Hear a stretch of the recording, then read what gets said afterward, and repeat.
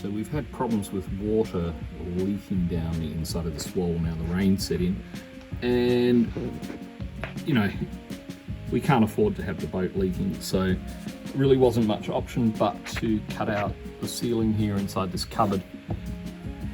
And what we've found is a leak here. I suspect this is under where the stairs were, so there's got to be a rust hole up there. That's fine, I can pull that back, we can access that and they can weld it up. Time to take a quick look at how things are going. Not well. You can see that the drip is still running quite freely. So having started with removing the roof or the ceiling inside the cupboard here, we then went up. I've cut a hole in the wall and I found that there's a, let's see it, okay, here. There's a pipe here.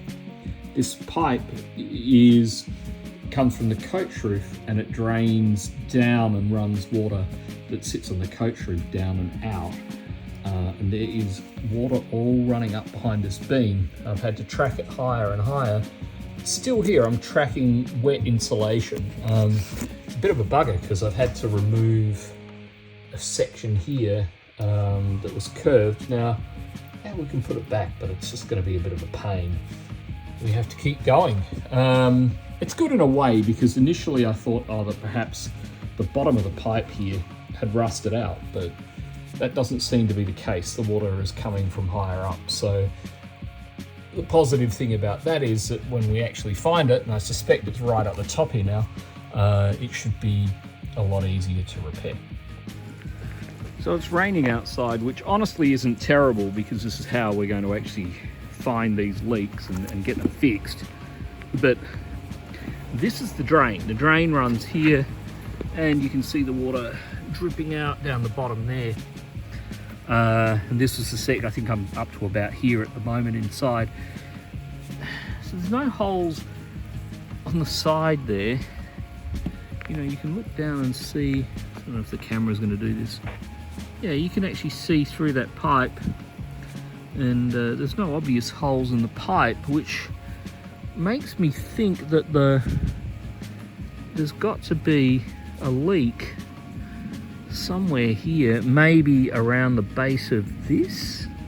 It's a lot of water coming in, right? I don't get it. It feels to me like the water's coming in here and you know, there's a hole or something here that I just can't see yet. There's a little nick here.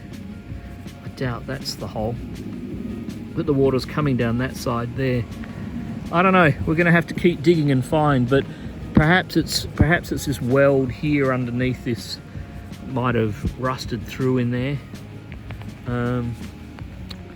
We just got to find it. Once we find it, it's an easy fix, but finding it seems to be the problem. Again, it's interesting seeing things while it's raining. This is a great example. This section of the coach roof here is collecting water and it doesn't actually drain, it sort of flips over the side and it just pools. So we really need to do something about this. Ideally there would have been a drain like this one in here. There's not. What I'm thinking is we'll get the angle grinder and we'll cut a channel in here like that. Maybe, yeah, it's sort of tipping here, so that's probably the low point. We'll cut an angle, cut it in there and just let the water run down that side, and then we can prime that and paint it. You'll never know, but it does exactly the same on the other side of the roof. So yeah, you know, rain can be annoying, but when you're doing this sort of work, also useful. Just lets you know where the water's sitting and what's happening and what you need to do to fix it. Okay, so we've exposed the pipe all the way up and you can see there's water running down the outside of it here.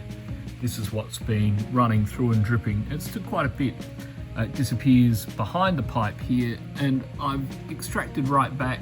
I'll just zoom out a little, pull back. You can see I've had to hack a hole in the, the wall here behind the stairs, but finally found right up the top of the pipe, and when I shove a bit of paper towel up here behind the pipe, just hold it there for a sec, and comes out, and that is, you know, that's damp now. So that's where the water is. If I put my fingers up there, I can feel a really rough weld. So I think it's leaking around the weld. It's a shame because from the outside it doesn't look too bad. All right, here we are up on top of the boat. We're looking directly down that hole. It's a shame because honestly from here, I really can't see anything. The only one is this little thing here, this spot. Look, well, this is a close up, isn't it? This spot right here, this has to be it. That is just enough to let the water run in around the outside. It's in the right spot. It's on the outside of the pipe. When I zoom in down here, you know, there's nothing visible up the top here. I can feel with my finger those are all smooth. That is it. That's where the water's coming through. It does not take much to create quite a mess inside. So we'll get that welded up. That one's easy. We can see it now, so that's great. And yeah, there we go. Alright, so the rudder is going back on, the prop's been remounted. There's a little bit of an issue which I will explain in a moment, but they're working on it. So here's a little update on what's happening with the prop.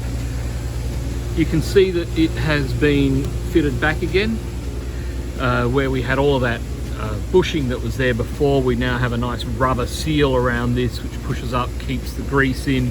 There's lead inside of here, which you know, obviously being a soft metal helps that. So we're not going to get any leaking now. There's new patching on the inside. There's a whole heap of things that have happened. They've done a fantastic job. One of the things they've done here is on the end of the nut now, there's this bracket which has been welded on. You might think that that's, you know, you can see it's actually welded onto the end of the shaft as well. You might think that's actually a bad thing when you want to take it off. You don't want to take it off that often. Next time it's out of the water, when it needs to be taken off, this will just be ground out. It'll pop off, then that'll come straight off. So that keeps it on very securely without the locking mechanism that it had before, which was causing problems. Now, we've learned one new thing here, which is interesting and a bit of an issue. When they dropped the rudder off, there was a lot of swearing. And the reason was because here, this was welded, and it was welded on both sides. And the reason it was welded is because these bolts don't fit between here or here. And so we had a chat with them. The correct way to do it is to put the bolts back in, but to get the bolts in, and this is probably why they welded it last time, is that you'd have to undo the top, the chain around there, drop the whole mechanism, put the bolts in. It's a big deal. So what we're going to do now instead is we're going to cut out some metal here, put the bolts in, and then weld this back over. What that will let us do is next time the rudder comes off, it's going to be able to be undone here, here, and then there, and there. The bolts will sit there, and then the whole mechanism will come off. So that's the right way to do it. That's what we're going to do. And Vasily's getting ready to weld now. The shipyard's a great place for photography. So yeah, Vasily's in there. He has ground off, actually just on the top of the rudder, you can see the welds there and the bolts are in. So that's all secured. Interesting thing about the rudder, which I hadn't realized, is that that back section of it was actually filled with oil. So they drilled a hole to drain the oil before they actually started with the welding, which is you know, just a fire safety thing. They'll patch that up and put the oil back in there. And they actually did that today on Tuesday, so you can see the new anodes, the holes are patched up.